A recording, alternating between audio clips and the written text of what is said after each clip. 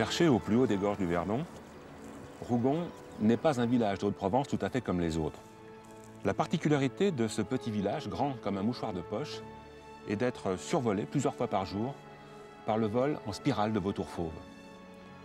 Exterminé, il a même été carrément absent des gorges du Verdon pendant plus d'un siècle. Il est de retour aujourd'hui.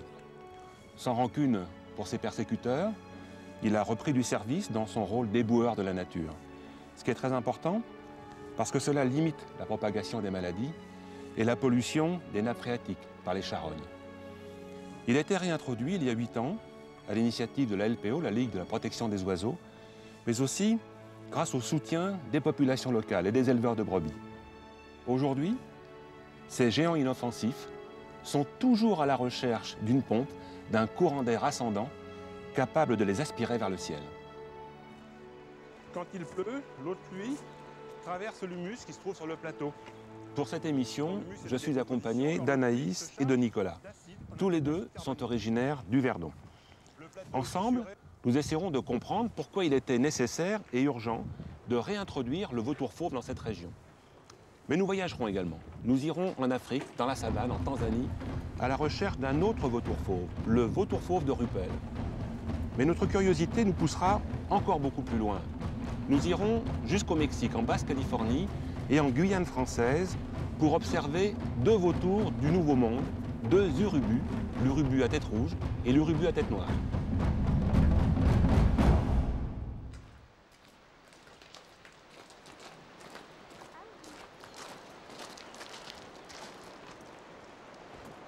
Dans ce paysage, moi j'ai la faiblesse de penser, et surtout la faiblesse de dire, que les Alpes de Haute-Provence, comme l'État de l'Arizona, aux USA, a son canyon. Oui, c'est le canyon du Verdon. Le canyon de l'Arizona, il est plus profond. Eh bien, effectivement, il est plus profond, mais il n'a pas de mérite. Il fait 1400 mètres de profondeur, mais il creuse dans une roche très tendre. Alors que nous, dans les Alpes de Haute-Provence, on a un calcaire très très dur. Et notre torrent a beaucoup plus de mal à creuser son lit. Il a mis combien de temps pour se creuser le Verdon? Environ 5 millions d'années. C'est à peu près le temps qu'a mis également le Colorado pour s'enfoncer dans son lit. Quand on regarde la paroi, on voit plein de zones, on appelle ça des strates. Ce sont des époques géologiques traversées par le Verdon. Alors ce qui est très amusant, c'est que le village de Rougon, dans lequel tu habites, est installé tout à fait à côté d'une barrière de corail, on appelle ça une barrière corallienne, vieille de 130 millions d'années. Alors t'imagines un petit peu, c'est évidemment très très vieux. À cette époque-là, il n'y avait pas de vautours dans le ciel, mais il y avait des reptiles volants et il y avait des insectes géants. On y va ?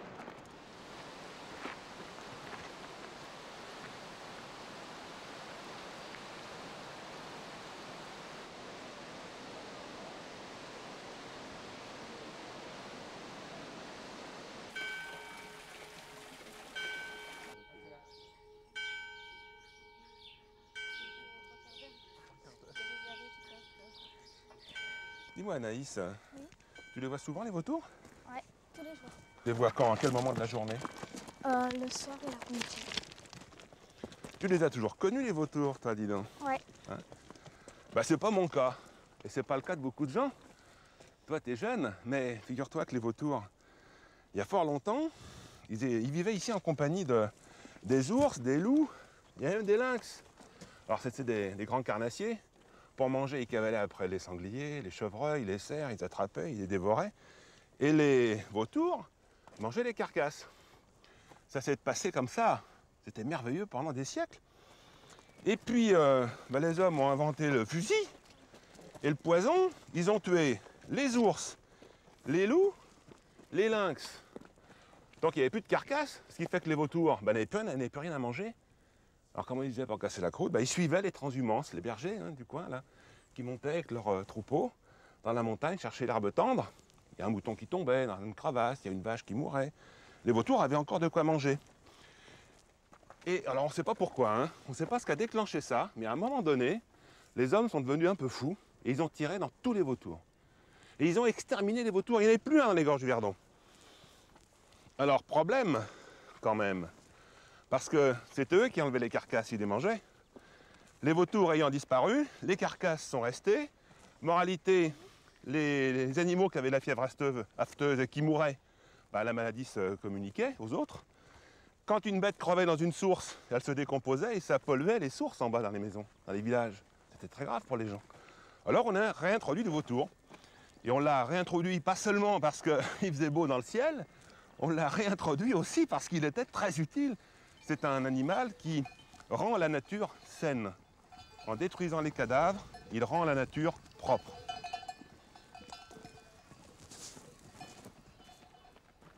Salut Sylvain. Bonjour. Tu vas bien? Bienvenue. Merci. Bonjour. Salut.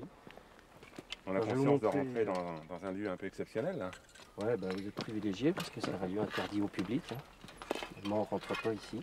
Allez, on rentre sur la pointe des pieds. Hop. Ah, tu connais pas cet endroit-là, Nicolas? Non. Eh ben, c'est un temple. Tu as combien d'animaux dans les cages, là? 32 en ce moment.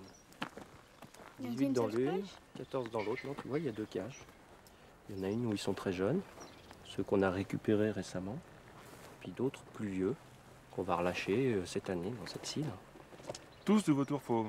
Tous du vautour fauve. Ouais. Ouais. Alors ils viennent, c'est des oiseaux issus de la nature, hein, qui ont eu un problème à l'envol, qui viennent d'Espagne ou principalement des Pyrénées françaises. Donc ces oiseaux qui ont un problème, on les récupère dans ces centres de soins, on les place en captivité pendant 3 ans, avant de les relâcher. Et il y a combien de pays différents où il y a des vautours? Alors du vautour fauve, il y en a sur le pourtour méditerranéen jusqu'à l'Inde, l'Himalaya. Là c'est la limite, et il y a d'autres espèces proches après qui prennent le relais. Et combien de temps il leur faut après pour domestiquer le paysage, domestiquer les courants d'air? Alors en fait c'est comme si on reproduisait l'envol du nid. Donc ça prend, suivant les individus, parce que là on voit des différences entre individus, entre quelques jours et une dizaine de jours maximum. Et après ils remaîtrisent le vol comme les autres. Et en ce moment, il y en a combien qui se promènent autour de Rougon? Alors c'est très variable au printemps, parce que c'est très favorable au vol, il y a beaucoup de déplacements. Donc on va dire qu'on en a autour de 25. Tu as 25 vautours qui planent au-dessus de ta maison, Anaïs. Tu te rends compte un peu?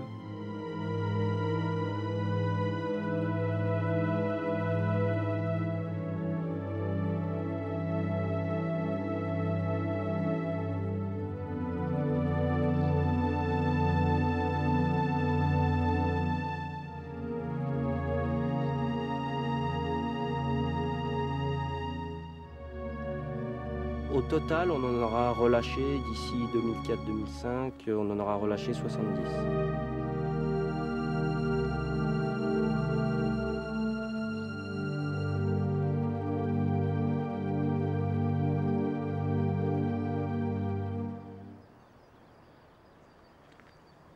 Tous ces vautours, il faut bien reconnaître qu'ils sont maternés quand même. Vous les chouchoutez. Au début, ouais. On est obligé de déposer ces carcasses à un endroit fixe. Mais ça, c'est un effet. Le but est de fixer ces oiseaux-là sur le site, de fixer la colonie ici.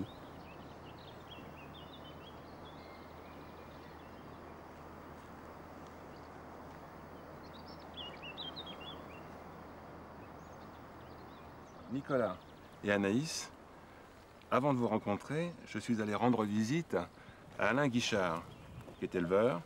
Il participe, lui, justement, à cette collecte de carcasses. Bonjour Alain. Bonjour. Vous allez bien? Je vais bien. Et elles vont bien aussi? Ben oui, c'est le printemps, il y a de l'herbe, elles sont heureuses. Elles sont le ventre dans l'herbe. Oui. Alain, quand vous avez entendu parler de la réintroduction du vautour fauve dans les gorges du Verdon, quelle impression ça vous a donné? Quel sentiment vous avez eu à ce moment-là? Ben, au départ, j'ai trouvé ça un peu drôle parce que bon, on n'en a jamais vu ici. Mais bon, après, on a eu des réunions de concertation et tout, nous expliquant bien que c'était un charognard, c'était pas un chasseur il n'y avait aucun danger pour les troupeaux. Donc, ça s'est très bien passé. Hein. Mais on sait que ces vautours sont nourris par les hommes pour le moment. Vous y participez? Oui, tout à fait. Quand une bête meurt, j'appelle les gars qui s'en occupent. Ils viennent la chercher, ils la portent sur le charnier et voilà. C'est pas trop contraignant? Oh non, au contraire, moi ça me rend service et pour eux aussi. Donc tout le monde y retrouve son compte.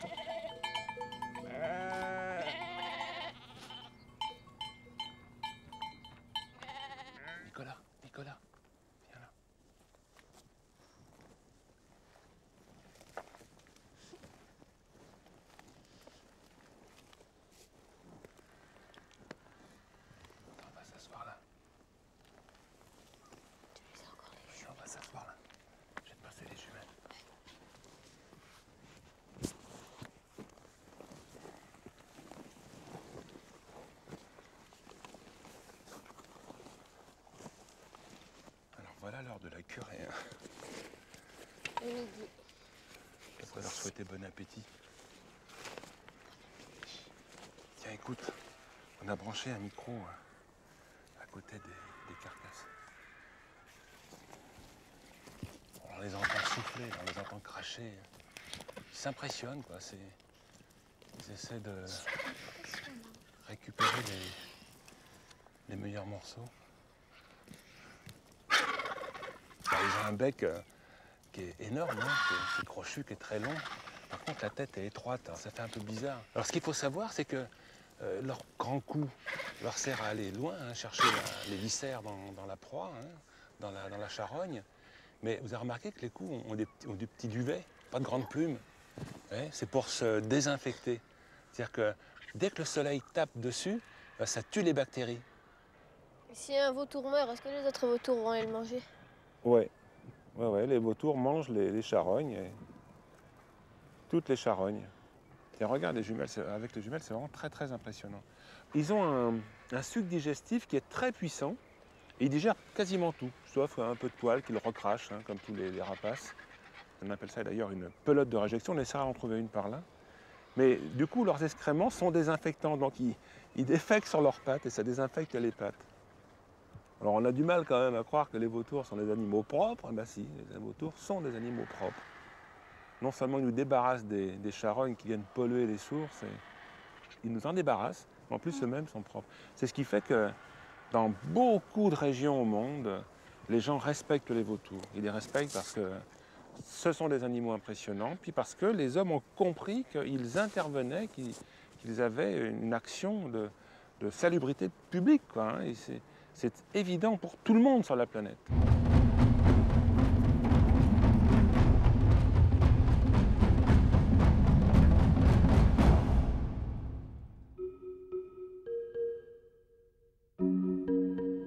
Dans la savane en Tanzanie, la nature est quasiment en équilibre.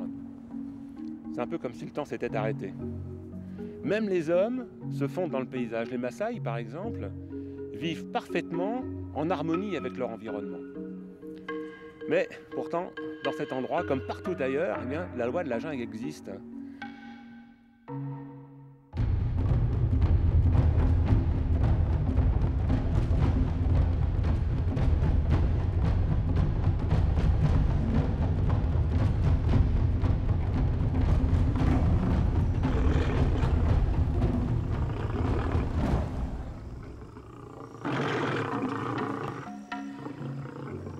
Pendant tout ce temps-là, les vautours qui ont repéré la scène de loin attendent patiemment que les lions aient fini leur festin.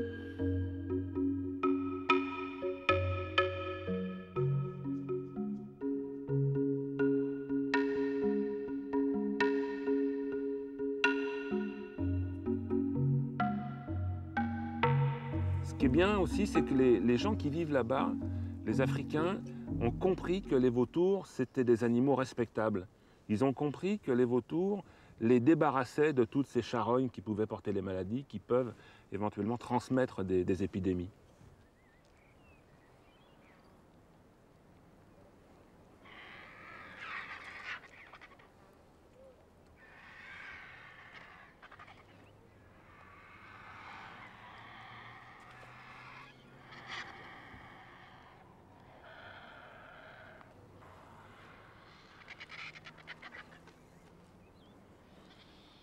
Tiens, regarde. Une plume de vautour, évidemment. C'est une plume de la queue. On appelle une rectrice. Et qui doit être même sur l'extérieur de la queue. Parce qu'elle est un petit peu tordue. Tu verras avec d'autres plumes, celle-là, elle est presque symétrique. Hein. Tu vois, il y a autant de cils de chaque côté. Donc elle est très sombre, assez grande. Donc c'est une plume déjà de vol qui lui sert à voler. Une plume, c'est le principe du velcro. La nature, elle a tout inventé avant. Hein. C'est quoi le velcro? Tu sais, les petits scratchs là sur les chaussures ou les sacs. C'est des parties de tissu que tu puisses décoller. En fait, c'est des petits crochets dans des petites boucles. Tu regarderas de près. Sur une plume, c'est pareil. Chaque petite barbe s'accroche avec des barbules. C'est ça qui fait l'homogénéité, la rigidité de la plume sur l'air. Donc quand ça se décroche avec les leur bec, les vautours, ils se refont leur plumage. Souvent, ils se font leur plumage, les oiseaux, c'est pour que leurs plumes elles soient en bon état, qu'ils puissent bien voler.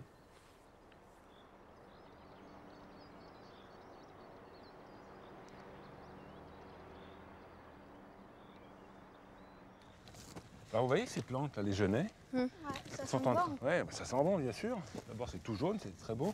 C'est répandu. Mais, voilà, mais en même temps, ça envahit le paysage. Il arrivera un moment où il n'y aura plus que ça. Ah non, ça serait pas beau. Bah oui.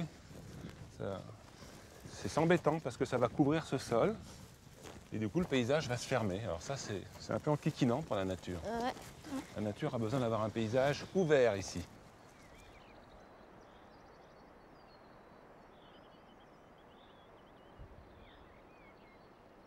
Alors voilà, la fameuse pelote. C'est une pelote de réjection. Voilà ce qu'il n'a pas digéré, donc il l'a recraché. Vous voyez un tout petit morceau là, ça va être un... C'est quoi ça? C'est un tout petit morceau d'os. Autrement, voilà ce qui reste. Tout le reste a été digéré. Bon bah là, apparemment, il a mangé du mouton. Hein? Voilà. Le mouton, il a mangé de l'herbe. Le mouton a mangé de l'herbe, oui.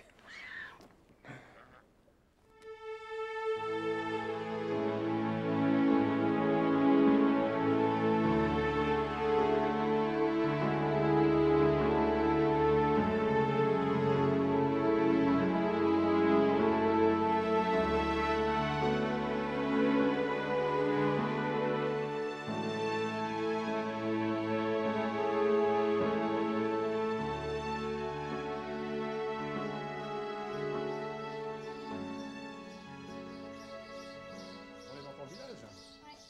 Ouais. Tu nous montres le château? Par là. À gauche? Anaïs, Oui. tu es déjà monté au château? Non. On fait une première? Allez. C'est ça le château de Rougon? Oui. Bah dis donc, il n'en reste pas grand-chose. Rougon est aujourd'hui encore survolé par des vautours. Alors tu sais ce qu'on racontait autrefois au sujet des vautours? Eh bien, on considérait que leur figure annonçait des présages. C'est-à-dire qu'on installait des endroits sacrés en fonction du vol des vautours. Si les figures étaient bien réussies, c'était un bon présage, c'était positif. Et c'est comme ça que la ville de Rome a été installée là où elle est actuellement. Et les présages, ils marchaient vraiment pour de bon? Alors ça, l'histoire ne dit pas si les présages marchaient pour de bon. En tout cas, Rome a eu des problèmes dans son existence. Mais une chose est certaine, c'est que les gens ont toujours levé les yeux vers les vautours. Ils sont toujours restés bouche bée lorsqu'ils la regardaient voler. Mais il faut dire que le vol des vautours est un vol assez extraordinaire.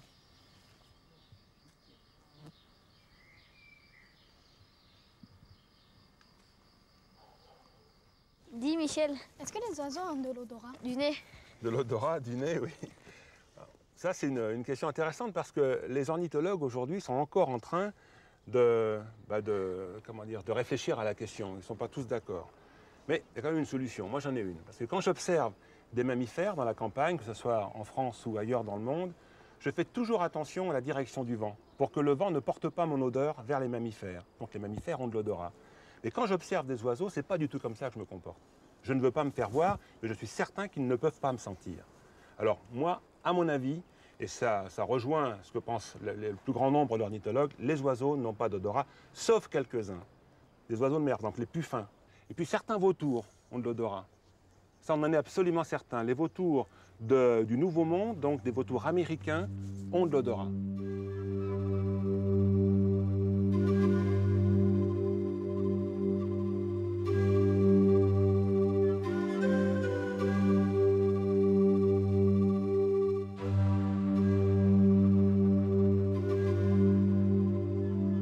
J'ai eu l'occasion de constater dans la forêt amazonienne que les urubus à tête noire, les vautours du Nouveau Monde, sont très probablement capables de détecter les charognes autrement qu'avec leur vue.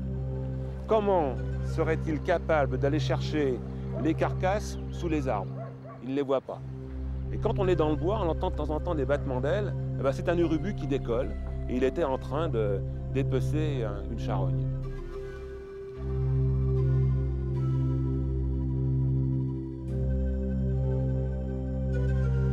j'ai rencontré des urubus à tête rouge cette fois, non pas en Amérique du Sud, mais au Mexique, en Basse-Californie.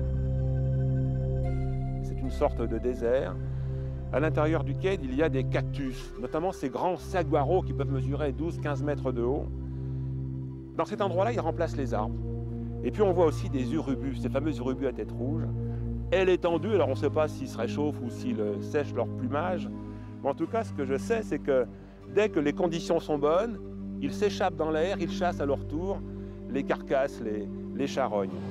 Alors ils n'hésitent pas quelquefois à suivre les routes parce que les automobiles tuent des animaux, notamment des coyotes. Et ben, ces coyotes sont évidemment recyclés par ces urubus qui, sans vergogne, n'hésitent pas à rester près des routes quand les voitures passent.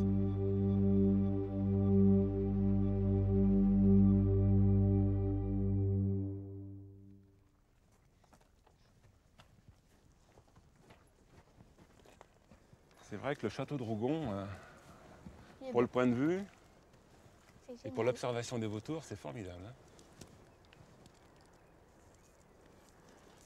Alors on en voit là-bas qui volent. Ouais.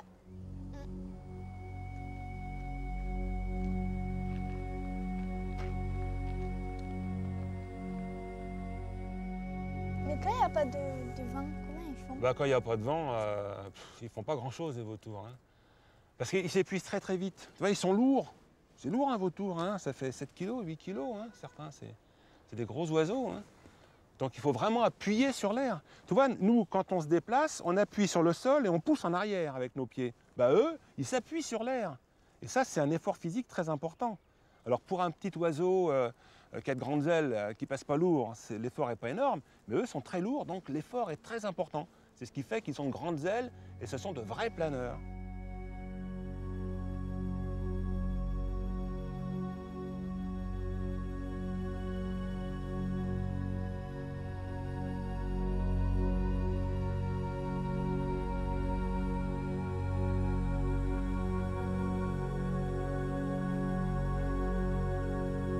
On en voit qui arrivent, regarde, on appelle ça un vol en tandem. Alors en général, quand on les voit voler comme ça, c'est parce qu'ils se draguent. Ce sont des parades nuptiales. Mais quelquefois, ils le font, tu vois, même maintenant, même quasiment en début d'été, ils font ce vol en tandem. C'est très très beau.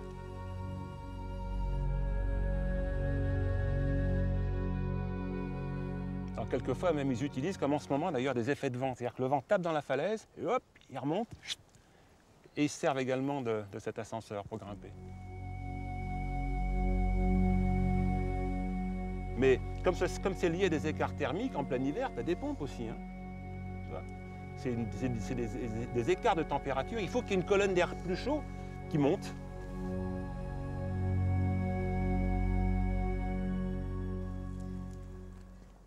Ils sont paresseux. Hein. Ils arrivent quelquefois à s'élever de 5 mètres par seconde quand la pompe est bonne. Et ils peuvent monter comme ça jusqu'à 6000 mètres d'altitude. 6000 mètres? Ouais. 6000 mètres? Ils Ouais, arrivent à 6000 respirer? Oui, ils respirent.